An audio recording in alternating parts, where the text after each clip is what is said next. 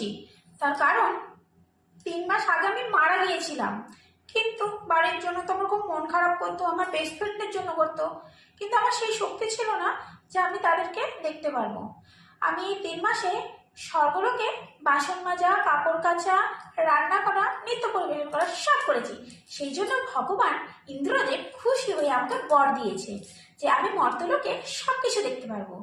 তো আমার আজকে বেস্ট ফ্রেন্ডের কথা দেখে খুব মনে পড়ছে। তো চলো দেখা যাক আমার বেস্ট ফ্রেন্ড কি করছে।